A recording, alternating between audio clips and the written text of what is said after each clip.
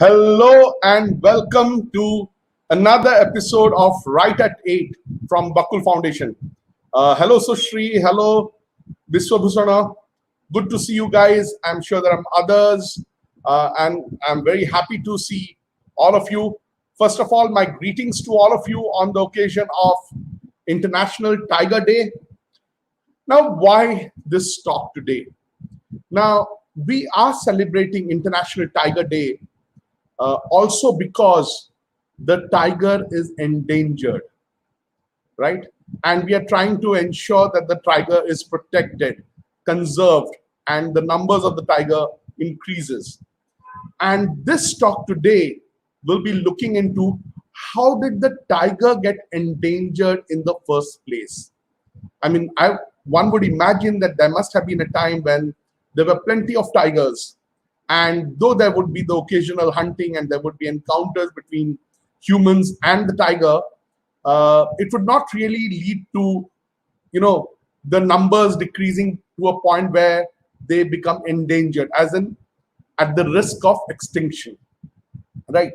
So when you're saying that they're endangered, that means unless special measures are taken, there's a chance that the numbers may dwindle further and lead to extinction.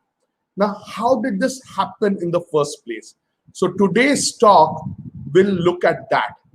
And what I am arguing is that the tiger got endangered the moment it started being seen as evil, not as an animal with whom you have to cohabit, negotiate your space with, but someone evil which had to be exterminated, right?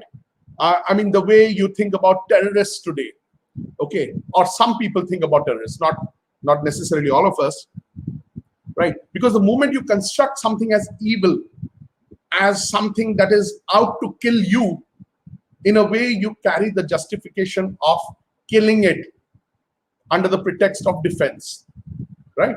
So that is what had happened with the tiger, and that is the story that I'm going to tell today. Now, you may think that because you just saw the introduction and you saw that, it is part of the Right at 8 series of Bakul. And you must be wondering, what does this have to do with Right at 8? Now, Right at 8, as the name suggests, is a series from Bakul, not as, common as the storytelling that we do every Saturday, storytelling that we, for children primarily. The Right at 8 is basically a series on books and authors. Now, what does Tiger have to do with books? Well, here in today's talk, I'm primarily going to talk about one book, Kipling's Jungle Books, that most of us are very familiar with. But I'm also going to locate it within an entire genre of jungle fiction. There are many books like Kipling's Jungle Book that were written on the tropical jungle, including India's. Right. So that is something that I'll be talking about. Now, this talk, I know that some of my friends here from the academic circles who are professors of literature or students of literature attending this, but this talk is not academic in nature. I mean, it borrows from my research, but then it is not theoretical, other than the fact that obviously theory frames the insights and understanding of history that I'm going to talk about, right? So it is for a general audience, as all the talks on the Bakul platform are. Now, the story of this research, let me first tell you that, because most people don't know me as a researcher. They know me as, because of my association with Bakul Foundation. Now, many years back, once upon a time, as we tell all stories, before Bakul became my middle name, many times people don't remember my name. They call me, hey, Bakul Bhai, or whatever, right? But before Bakul became my middle name, for quite a few years, actually, Jungle had been my middle name. Now, Jungle had been my middle name because I was researching on the jungle.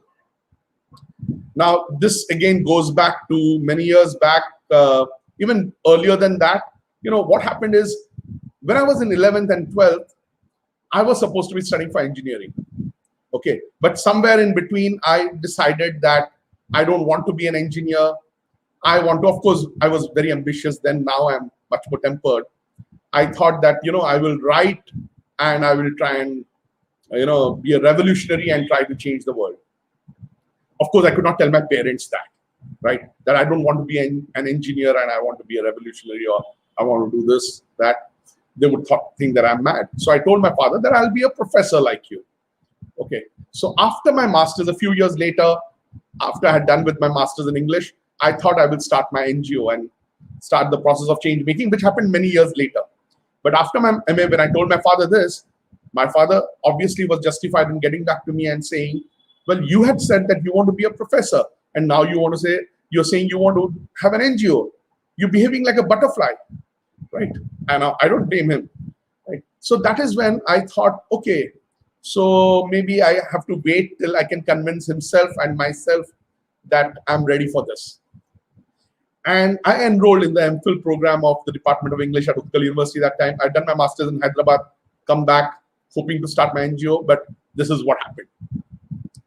And I was feeling very diffident because all my friends from my MA class, some of them are attending this, they had already decided their research projects, and I knew nothing about it. I knew nothing because I was not supposed to do research, right? So I happened to meet Professor Jatin Naik, whom I had known from before, who was teaching at the Department of English at Utkal University. And we were discussing my interests, things that I could possibly be interested in researching. And then he told me about a book by Frida Hoswith Das, who was a German lady who had married an Odia, Sarangadhara Das, who was a leader of the cooperative movement. And she had written a wonderful novel, which was based in Orissa, a novel in English called Leap Home and Gentle Brawn. And he said, this novel, very interestingly, reads like an anti-jungle book, Kipling's Jungle Book. So that got me interested. I looked up Frida Das's novel. I read the Jungle books. And Professor Naik also directed me to a lot of writing that was happening in the field of colonial ecological history of India. Books by Ramachandra Guha, Mahesh Rangarajan, and others. And when I looked at all of this, I suddenly got thinking about the jungle. And suddenly it struck me that we use the word jungle and the forest, interchangeably.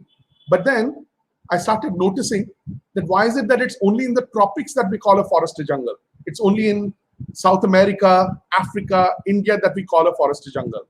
Why do we not call a forest in Europe or North America as jungle? Similarly, why is it that the word jungle has a lot of negative connotations, right? Kya jungle bana rakha hai? Jungli jaisa dikh raha hai, law of the jungle, concrete jungle. Whereas forest seems to have a very neutral significance, forest department, forest policy. So I realized that it's not simply a matter of geography, that a certain kind of a forest is called a jungle. There's a lot of cultural connotation there. There's a cultural significance there. And then when I looked at the jungle books, I realized that this representation of the jungle is hardly something that you would call as natural history. But I'll come back to that later.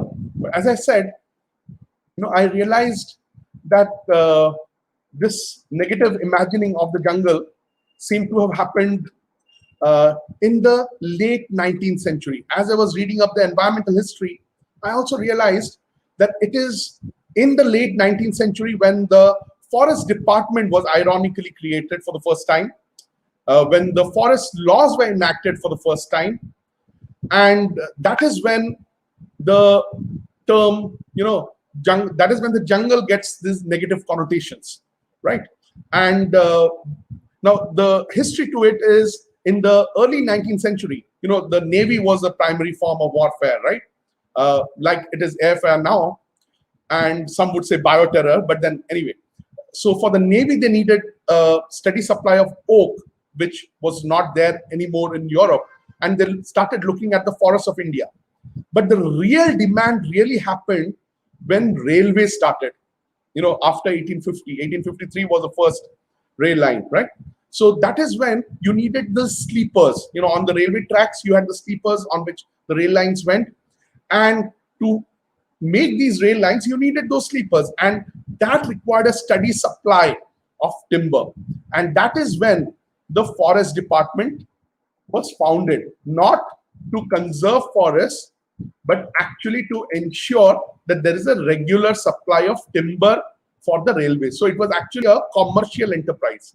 The Forest Department started as a commercial enterprise. And the first Forest Act was in 1865 in that context. But then that was not very successful. And there was a big debate about how to have complete state control over forests. Now, let me just tell you this, that it is not that, this was the first time that the state was taking claim to all the forests in the country. Okay, which had never been the case. During the Mughal period, it is said that the emperors actually ruled over half of the kingdom that they claimed to rule over. There were all these little jungle kingdoms, like in Odisha also we had all these many Gadjats, right? And they were never really truly under state control. So what we claim, for example, a counterpart would be a lot of the land that is supposedly under Maoist control today. Now, if you look back, for most of history, they were not really under the imperial powers because they were inaccessible. They were difficult to access, right? But during colonial forestry, the state staked claim to these forests. And what happened? Now, the forests were sought to be converted into plantations of the highest yielding timber. That means instead of having multiple kinds of trees, which is typical to a forest, they wanted to have, there was a kind of forest mathematics at place. So by which it was calculated which tree yields the best quality timber and grows in the fastest time. So we will plant only those trees and remove all other, right? So there was this kind of a mathematics and commercial exploitation of forests that had started. Now, when the state tried to control the forest, take control over the forest, now what came as a big opposition to them, apart from the people who stayed in the forest? So many of them were, criminalized, or in other words, they were termed as criminals so that, you can have launch offensives against them. At the same time, the tiger posed a big challenge, right? So, so that is when the jungle books and other such narratives got to be written. But the interesting part, let me just tell you, as Manas also pointed out, I had given a talk on this at BAKUL earlier. The word jungle comes to be applied to a forest for the first time in this context during the making of the Forest Act in the late 19th century. We had in our languages, we had Aranya, we had Vana, we didn't have Jangala. Jangala actually in Sanskrit meant arid land. Now this arid land was translated as wasteland during the late 19th century. And the Jangala in Sanskrit had become jungle from Persian, which is a sister language to Sanskrit. And from Persian, it came to English as jungle. But then in the late 19th century, the forest was also defined in the Forest Act as a wasteland. Because see, unlike now, where we look at forests for the value in terms of, carbon sinks or because of the oxygen, at that time, the forest was seen as without value. The forest had value only when you cut the trees and you use the timber, right? So the value was in the timber. The forest per se was not seen as having any value. So it was seen as a wasteland, right? Now, what also happened during that time, what aided colonial forestry, were also certain shifts in intellectual thinking that were happening. Now, not always shifts. For example, the Judeo-Christian tradition, there's a famous ecologist, Lynn White, was written a very famous seminal article called The Historical Roots of Our Ecological Crisis. And she puts the blame on the Judeo-Christian tradition. Because, if you've read Genesis, it starts with, it says, God made man in his own image and commanded him to be fruitful and multiply and fill the earth and subdue it and have dominion over the fish of the sea, over the birds of the air, and over every living thing that moves on earth. So that was, it was there in the Old Testament. It's there in the book of Genesis. It is there in the New Testament as well. So, so the Judeo-Christian tradition, because what they were opposing was also pagan worship or worship of the sacred groves. So that is why, if you look at it, Christianity represents, you know, uh, it talks about converting paradise. The Garden of Eden is the paradise. So you want to convert forests or jungles into the Garden of Paradise, the Garden of Eden. So that myth was there. And of course, modern science. Francis Bacon, who is considered like the kind of high priest of the modern science, talked clearly about the dominion over nature. So modern science was also predicated on how you are able to have the conquest over nature, right? So that was what modern science was all about. And what was interesting was there's a wonderful marriage that happened between theology and science, which actually seek to replace theology. But it was a kind of very interesting unholy alliance that happened, which combined in the colonies in this conquest over nature. And imperial forestry was one of them. Now you may think, but isn't it true of, but what about the romantics? The 19th century, we had the romantics, Wordsworth and the others. Now let me tell you one thing. William Blake, he has this wonderful poem that many of us know about, Tiger, Tiger, Burning Bright. What about that? Now, I'll draw your attention to a very interesting article written by Aldous Huxley, which was titled Wordsworth in the Tropics. And Huxley says that, it was easy for Wordsworth to celebrate nature, but would he have celebrated nature if he were in the tropics, where the tigers were threatening him, where he was in the midst of the evil jungle? So that is where you are. So nature was fine as long as it was the already tamed, subdued nature that was there in England. In fact, it had been subdued by the time of the Renaissance. That is why in the forests you could have romance happening, Rosalind, Celia, As You Like It, all of that. Okay. So all these were there. Now coming back to the tiger initially in the early decades or in the good part of 19th century was actually seen as a coward. It was seen as a coward because it was difficult to locate the tiger and hunt it. Compare it with the lion. The lion inhabits a kind of savanna grassland, where it is very easy to locate the lion. And the lion is a very social animal, right? So it is always there in packs. So you go with a gun, you hunt one lion, you can kill 5, right? You can hunt down 5. So the lion was seen as brave because the lion confronted you, and of course, it was easy for you to kill the lion. But you actually have to be a very good, tracker to be able to track the tiger in the deep jungle, in the deep recesses of the jungle. It was not easy. People went to look for the tiger, hunt the tiger, and they would not find the tiger. So they thought that the tiger is a coward. We are going to hunt it, but it is just not showing itself. So the tiger was seen as a coward, right? Because of this reason. And that is what you see in Sher Khan in Jungle Books as well. So in fact, one of the sportsmen, D.C. Mundy, he says, by crack sportsmen, the lion is reputed to afford better sport than the tiger.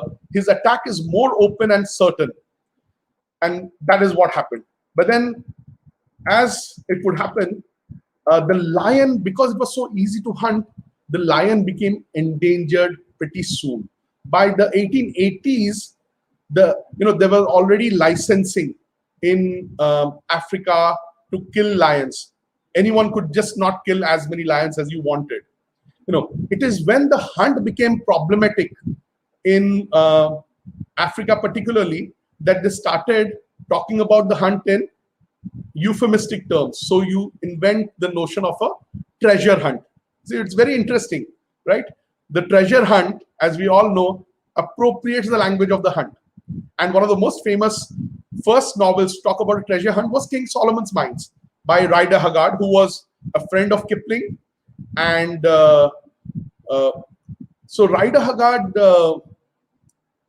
in King Solomon's Mines, they're going on the treasure hunt, but all they talk about is actually the real hunt. So it was politically incorrect to talk about the hunt, so the treasure hunt was created.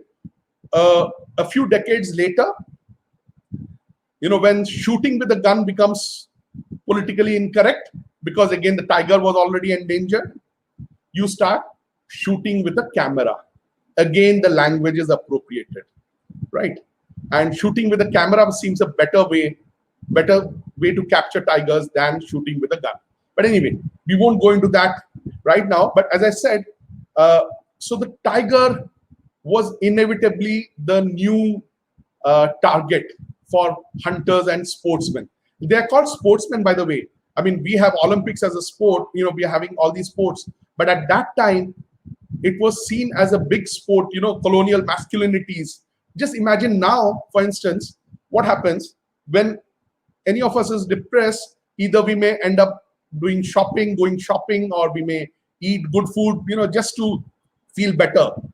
During that time, and it was easily available for white men in the colonies, you don't feel good, go and shoot, hunt. And if you hunt something good, you'll feel better. In fact, the interesting thing is, a lot of the Maharajas used to appease these sahibs by ensuring that they get a good hunt. So, do guna lagan maaf. Like cricket, and instead of cricket, it was actually more popular that it would be a hunting expedition. So, imagine the sahib has come to your kingdom, and you want the sahib to feel good so that he does not levy a lot of tax. So, what do you do? So, sometimes what they used to do is kill a tiger or kill some birds from before, and then when he takes shot, you suddenly show, sahib, this tiger has been shot by you. What a shot, what a shot. So a lot of Maharajas used to do, resort to all these tricks also to make the sahibs feel good.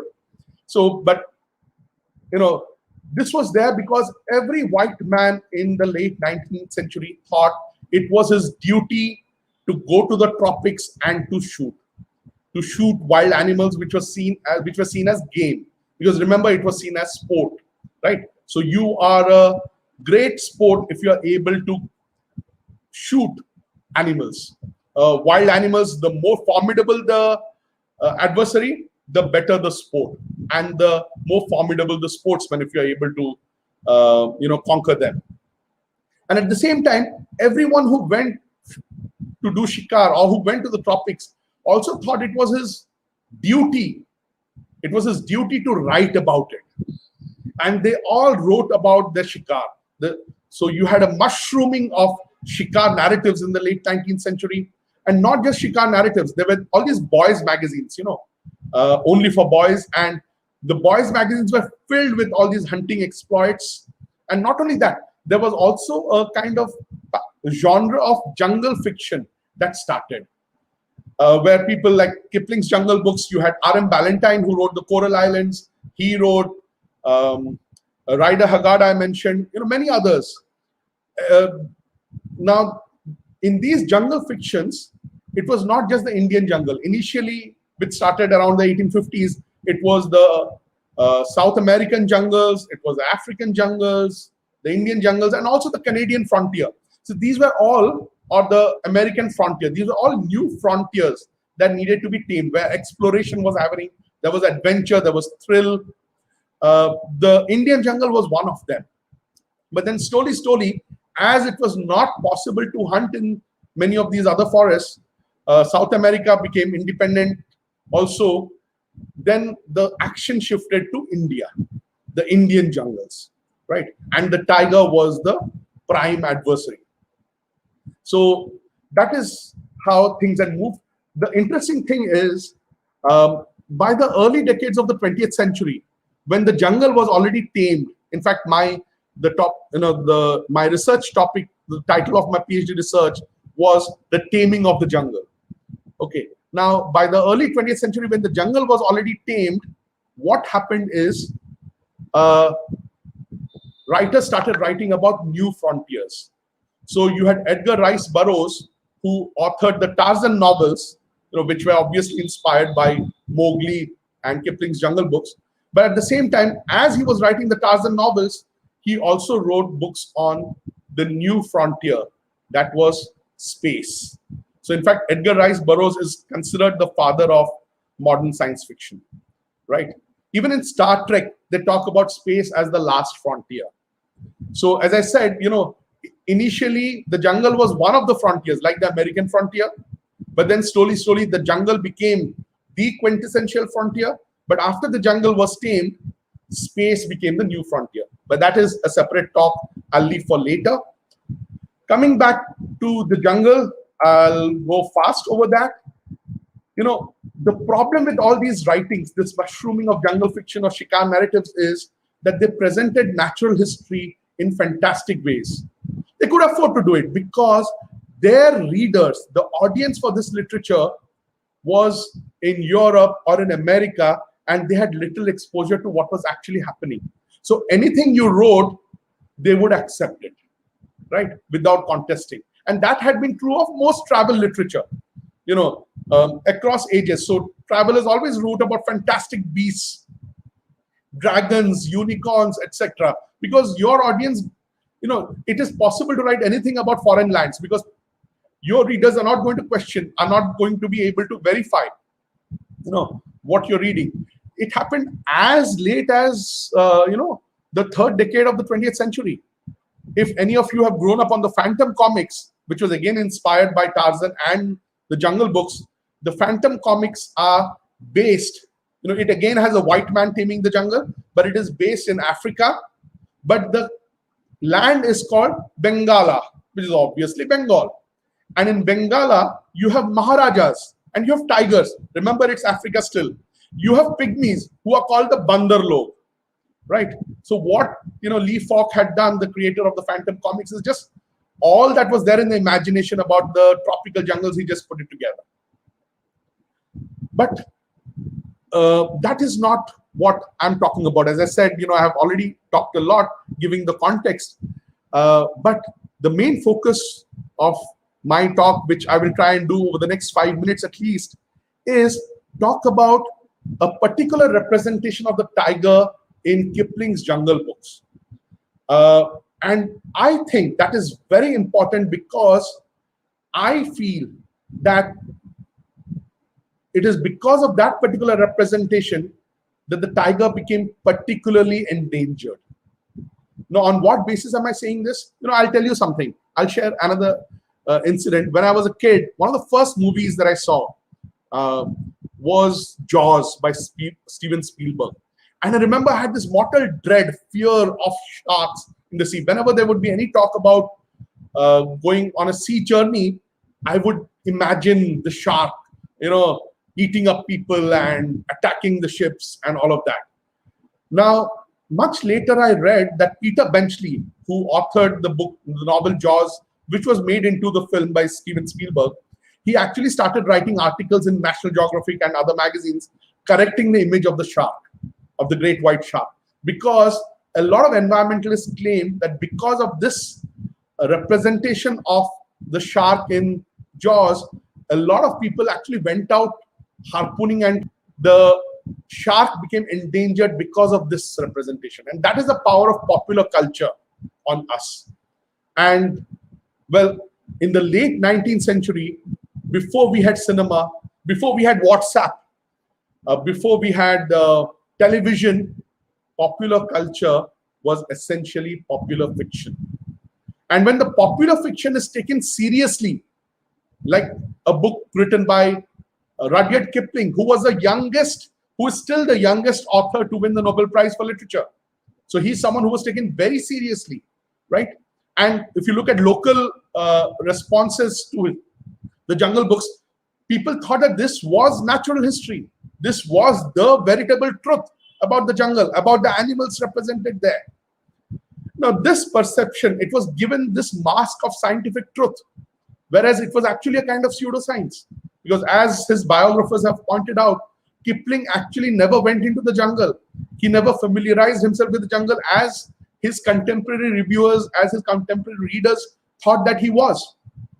And mind you, he was taken very seriously, a Nobel laureate, and one of the most well-regarded authors of his age, late 19th century, early 20th century.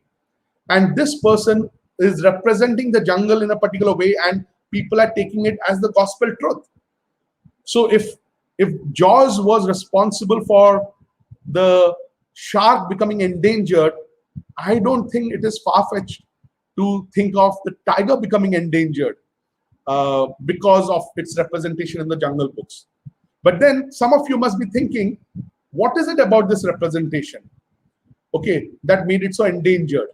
Well, first of all, let me clarify. Most of us are familiar with not Kipling's Jungle Book, but we are familiar with the Japanese anime version of the Jungle Book that was made in 1989, for which Gulzar had given the lyrics. You know, you had this famous song, Jungle Jungle Pata Chala Hai, whatever, right? Now, it is like our familiarity with Ramayana. Most of us have not read Valmiki's Ramayana, right?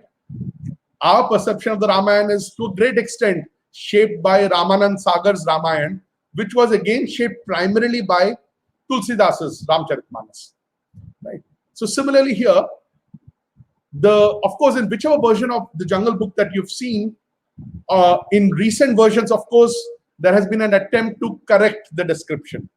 You know, because any book which has multiple editions, which is retold many times, it will always try to present the attitudes of that contemporary generation. Like Kipling was presenting the attitudes of his contemporary generation. You know, the reason why it was taken as the natural history was also because he was reproducing many of the colonial prejudices against the tiger, colonial notions about the tiger, right? In fact, that happens with any popular culture. Popular fiction or popular culture is popular, or to be popular, it reproduces the popular notions about things. And in process, it also, by reproducing, it also consolidates those stereotypes, those notions. And that is what had happened with Kipling's Jungle Books, right? Now, in Kipling's Jungle Books, just give me 1 second.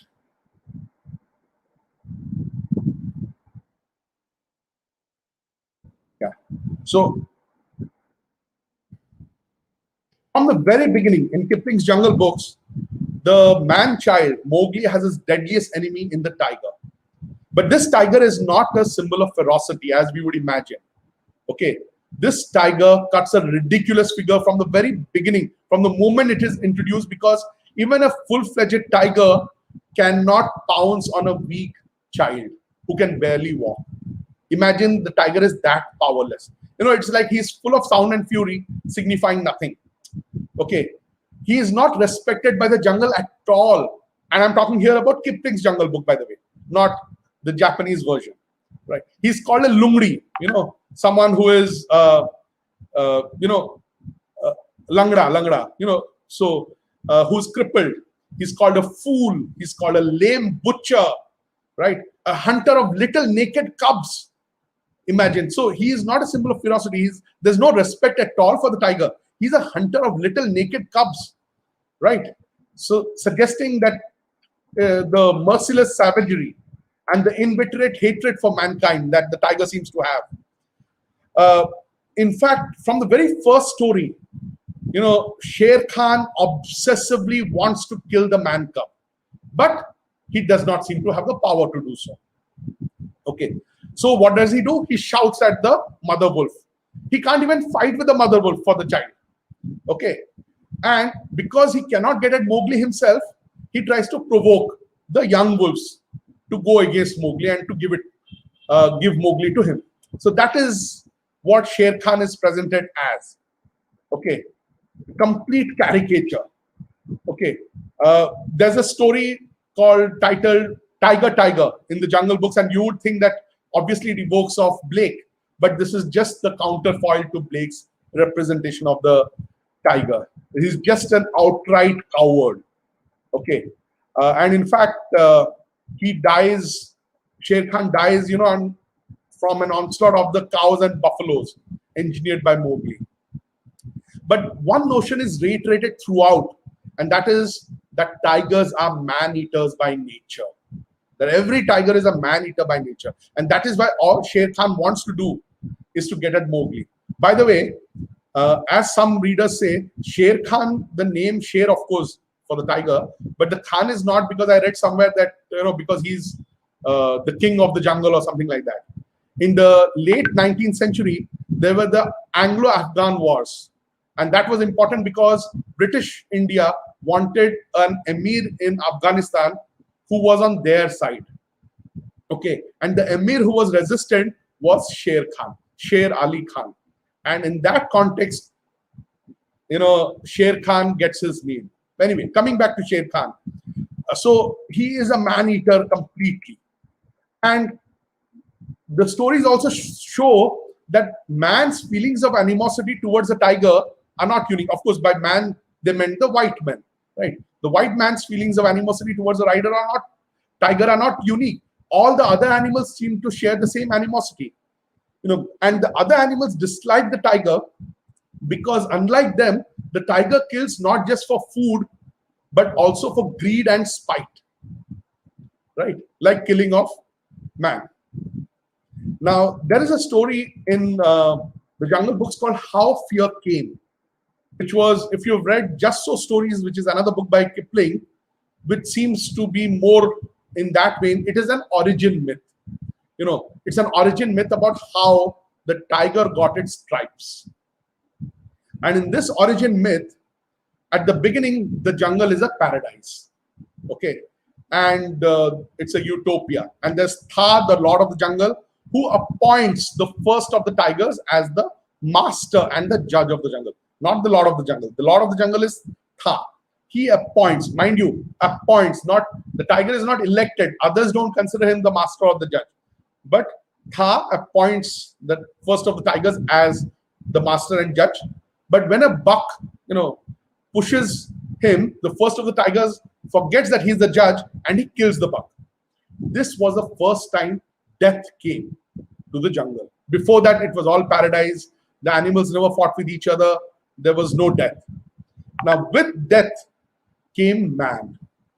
Okay. And this was, Kipling's version of the original sin, because it was paradise earlier, and this original sin was committed by the first of the tigers. And the jungle, fell from grace and it stopped being a paradise after that. The worst consequence of the tiger's dastardly act was that with death came fear in the form of man. But the first of the tigers killed man in his arrogance, thinking that by killing man, he has killed fear. But that was an unforgivable sin he committed, because by killing man, the tiger actually taught man how to kill. And so the story actually suggests that man is not responsible for the fact that he kills tigers. It is a tiger which has taught man to kill, because that is what it did first. And man makes the tiger feel ashamed of himself by reminding him of the stripes. Now, originally, the tiger was actually huge, of the size of an elephant. The reduced size is basically symbolizing his fall from grace, and the stripes came because when the tiger fled after killing man, the trees, made the stripes on his body, very Christian, of course, and to remind him of his sin, of his original sin. And so the stories, as this story suggests, that tigers have been predisposed to kill men from the very beginning. And that is why Sher Khan is also like that, and all it wants is to kill Mowgli and other humans. And in a way, the stories, as I said, justify the killing of the tiger, because if you don't kill the tiger will kill you, right? So these are some of the dominant notions about the tiger in the colonial imagination, that it consolidates that the tiger is cowardly, powerless, and no match for man. The hunting and killing of animals, especially the tiger, acquires moral justification, right? And the colonizers therefore need not have any guilt about it, and no guilt about exterminating the tiger also. It was a call for exterminating I'm reminded of George Bush saying, "We'll smoke them out from their rabbit holes." So that was the feeling of these colonizers. We will smoke the tigers out and kill them, each of them. And the allegation of the tiger as a hunter of naked little cubs is ironical, because that is actually what the white men were out to do.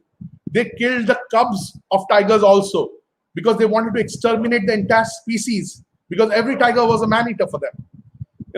So Mahesh Rangarajan, who Ramchandra Guha, who is better known, of course, was a pioneering environmental historian. But Mahesh Rangarajan wrote a lot of wildlife history as well, which Ram Guha had not done. He was more talking about the forests in general.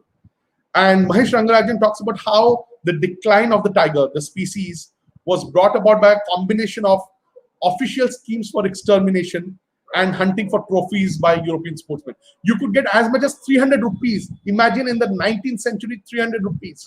It was a princely slum, right? So you could get 300 rupees to kill a tiger. So that is how it was. And these were the notions that were reproduced in other colonial narratives also. But the truth is actually very different from it. Now, when I compare it with credible natural history as the one written by EPG on the wildlife of India, he says that a man-eater is actually very rare, only 3 or 4 in 1,000. And normally in a forest, one is safe from a tiger, whereas you actually have more to fear from a bear. Balu is a lovable creature in the Jungle Books, but then that is a different thing. I won't go into that, but very briefly put, there was a colonial taxonomy. So herbivores were considered as good, carnivores were bad.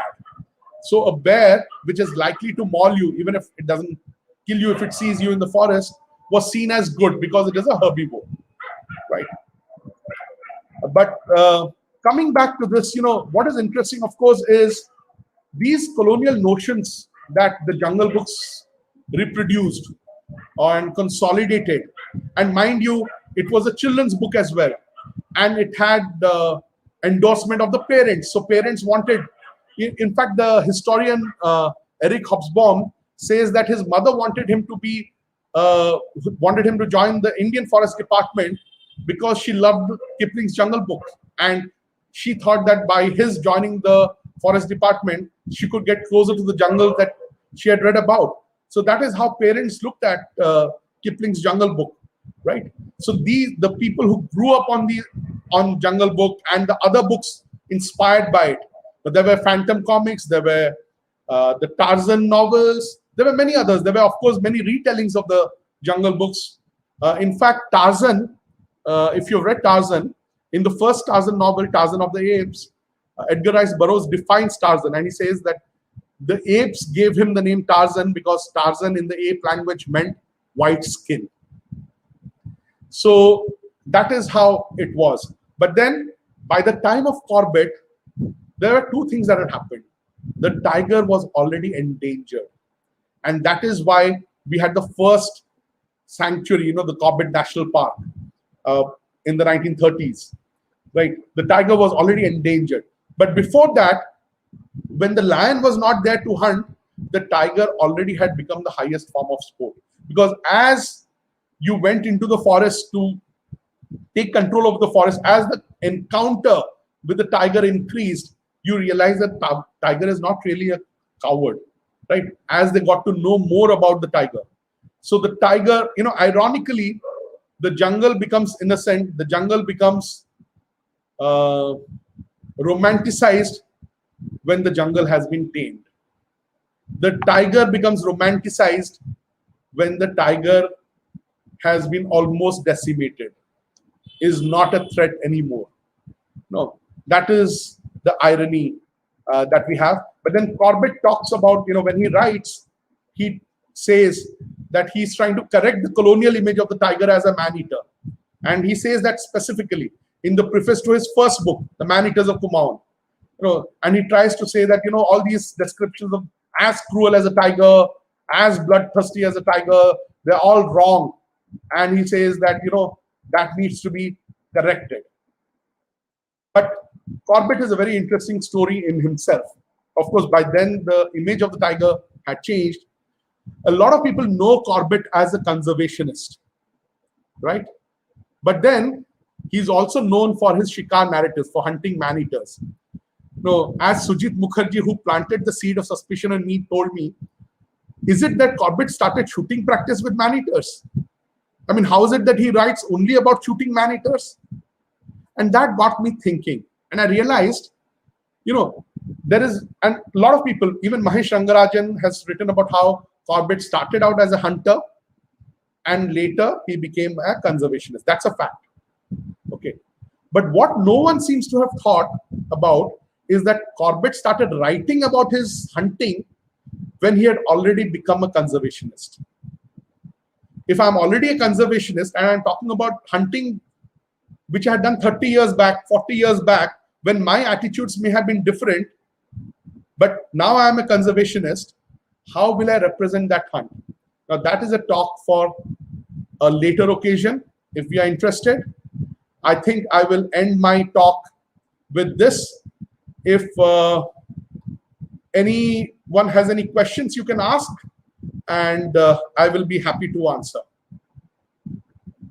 As I said, Corbett's story is not as innocent as it seems, and it's interesting that,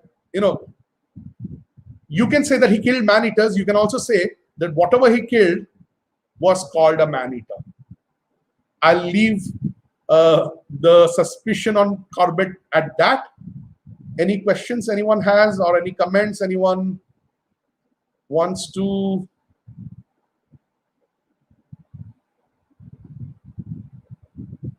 Well, Manas, the point that you made about game reserves, forests, there's an interesting history to that. Actually, the word forest was coined for the first time in the 11th century. It comes from the Latin word foris, which means outside.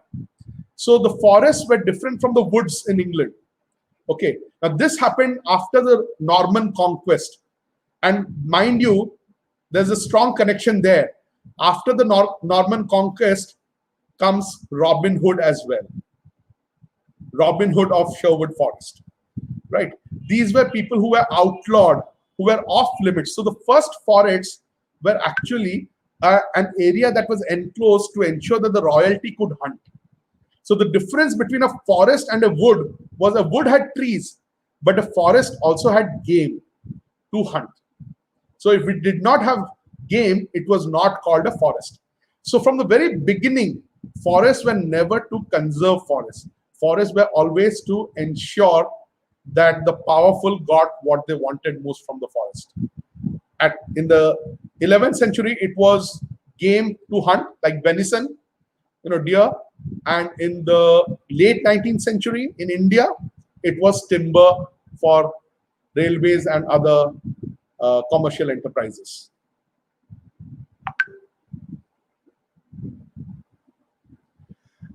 Yes, Swati, the how fear came, or Sanvi, whoever, how fear came is the story which is the origin myth about how the tiger got his stripes. Sudhanya Bodhi, yes, he loved India, definitely. The interesting thing about Kipling, though, is in some ways he makes the jungle also endearing. Though, oh, you're talking about Corbett. Yeah, definitely. Corbett loved India. He, in fact, went for a few years to Africa and he didn't like it at all. So he came back. So Abhinash is asking if Corbett was like King Ashoka. Well, Ashoka is supposed to have converted, but his conversion did not mean peace for the tribals. I was shocked when I read some of his edicts where he still is threatening tribals. Okay, so Corbett definitely turned, and what is interesting about Corbett also is, and something that I'm arguing, is this is what photography did to him. So in my understanding, the change from being a hunter to a conservationist happened when Corbett picked up the camera.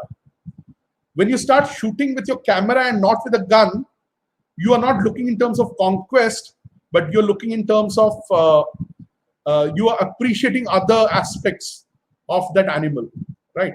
And remember, the early wildlife photographers were all successful hunters, because to be, you didn't have zoom camera, right? So to be able to capture a tiger, you needed to be able to track the tiger. Now, who could do it? those who were hunting tigers, right? So if you look at the early wildlife photographers, they were all hunters earlier.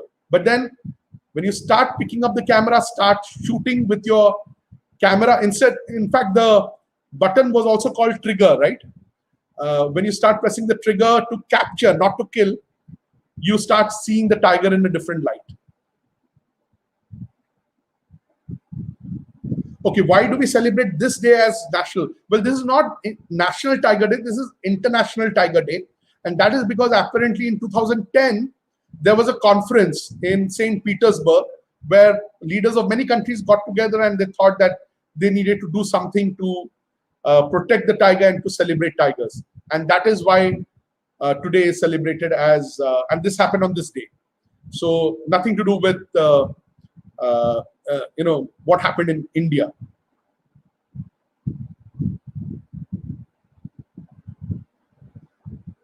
Very happy, Gertrude, that you're joining from Zimbabwe, from the Dendier Arts Trust.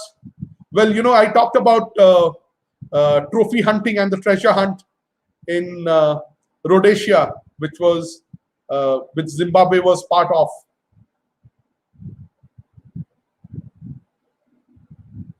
Abhinash, yes, the skin, nails, and teeth were commercial aids, but not for the British as much. We are thinking Chinese these days, but the elephant was definitely hunted for the ivory. Okay, so different parts of the world were symbolized by the animals that you hunted there, like the lion in South Africa, the gorilla in Equatorial Africa. Then you had the tiger in India. So, different regions had different animals that symbolized them. Harishankar says, yes, but a lot of these things, Harishankar, these, the trophy hunting actually started during the colonial period. And the Indian Rajas, see, not to say that hunting was not there earlier, even during the Mughal period, the hunting was there.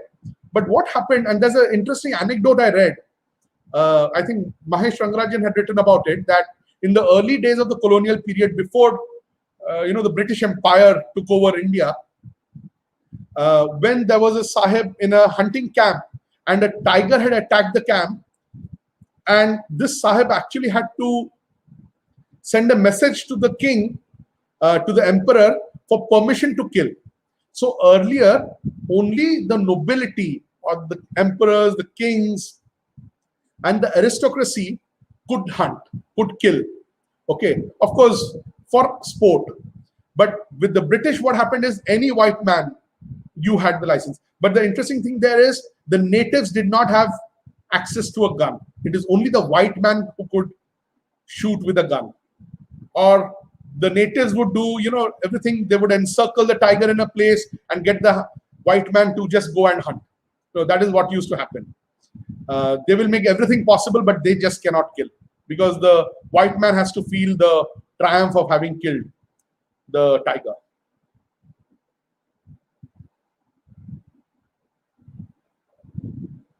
Yes, Gertrude, poaching is still an issue in India as well. Everywhere.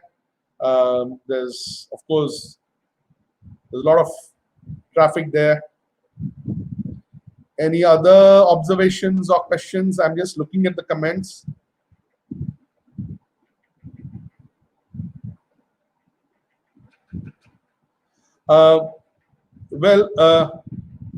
That's my sister. Shilapa, well, it is not only from a literary perspective. As I said, popular fiction was the popular culture of the late 19th century. These fictions were the WhatsApp university of that time. People got all their knowledge from this, right? And there was no questioning of it as we are questioning here. We may still question WhatsApp university and mock it, but we will still go by what we are getting from WhatsApp. But remember, Kipling was the youngest Nobel laureate, is still the youngest Nobel laureate for literature. So he was taken very seriously, right?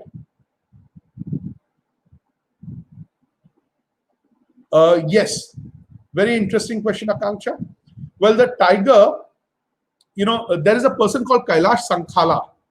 Kailash Sankhala was the first director of Project Tiger, the mission to conserve tigers in India. And he has an interesting take on this. He says that about 15,000 BC, before that, tigers were the supreme animal in India, but somehow the lions took over. So even in Indian history or popular imagination, the lion is considered really the lord of the jungle. Okay, and the same happened, of course, in Europe also, because remember, the lion was still there. The lion is on the emblem of England, but the tigers were not there, right? But then it is only in the late 19th century, early 20th century, when the lion was not available to hunt, that the tiger replaced the lion in supremacy, in the power on the imagination, became more important than the lion. The lion was reduced to Gir forest or certain areas of Kathiawar, right? So after that, the tiger became, even in fact, it's a legacy in some ways of the British period, because in the British period, as I said, certain animals were symbols of a particular country. So the tiger had become a symbol of India. Okay, I'm going to Tiger Land means I'm going to India. So, but not just because of the British. Otherwise, also we started, venerating the tigers, giving more respect to the tigers, and that is how it became the national animal. By at the time of independence, and when we were thinking about what would be a national animal, the tiger seemed the best claimant to that throne, because it was majestic, it was seen as supreme, and it was seen as something that is there in many parts of India, unlike the lion, which is there only in zoos like Nandankanan or in the Gir forest, for instance. Yes, indeed. In fact, that is what I'm saying, that Bodhi, that Corbett was a hunter. He did not start hunting practice by shooting man-eaters, as he suggests in his writing. It is just that he writes only about hunting man-eaters, because how does he justify his hunting when he is already a conservationist? And so he writes only about hunting man-eaters. But yes, he obviously, you can't start shooting practice with man-eaters, right? You obviously need to be a good shot before you can risk targeting man-eaters.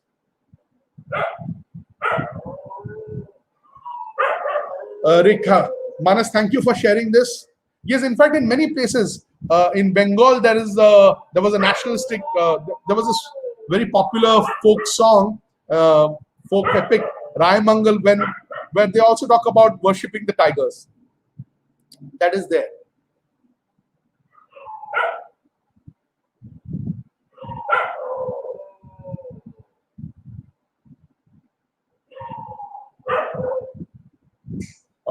Well, let me clarify. Now, I will not be able to really say on all of this, because, see, for all of this, there's a certain historicity. We need to know, for example, how did the practice of Baghonacha begin?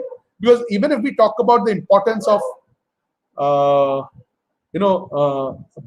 in our culture, even if you think that it has started from the late 19th century, still we are talking about 140, 150 years, right? So that's a lot of time. It's very difficult to know what was there earlier, but I would not be able to say, see, I cannot say that there would not be communities in India where the tiger was not worshipped, even before the British. I would be surprised if that were not the case. I'm sure there would be communities, like, for example, there are different communities who, do not worship Lord Ram, right? There are different communities that for whom Bhim is more important than Yudhishthir or Shri Krishna. So similarly, I wouldn't be surprised, if I'm sure there would be. But in each of these cases, whether it is the Rekha Panchami or the Baghonacha, how did this start? I would not be able to say. It is possible that the colonial influence has no role it is possible that the colonial influence has some role.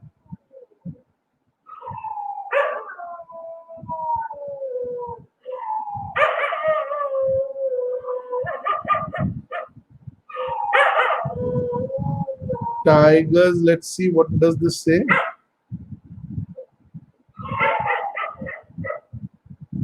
I didn't quite understand your question, but I believe you're saying that tigers would be seeing us similarly, right?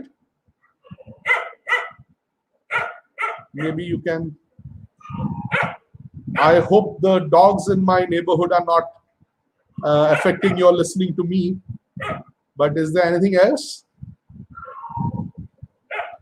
Thank you so much, everyone, for listening to my talk. For me, of course, it was a pleasure going back to something that I had done, as I said, many years back. And I had tried going back to that project of reviving it and maybe publishing it, but it kind of had stayed on the back burner. And I'm happy that you were there and I could get back to it. Let's see what comes of it. But keep listening, and we'll be back this Saturday. And we are taking you to the lion country this time, to Zimbabwe. Gertrude, who was attending the talk, she's a fascinating storyteller. You'll get to see her invitation video tomorrow.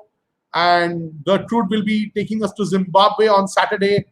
I hope you all will attend the storytelling, which is not only for children, it is for children of all ages. So I'm sure all of you will also like that. So thank you very much, everyone, once again. And do watch the end video as we sign off.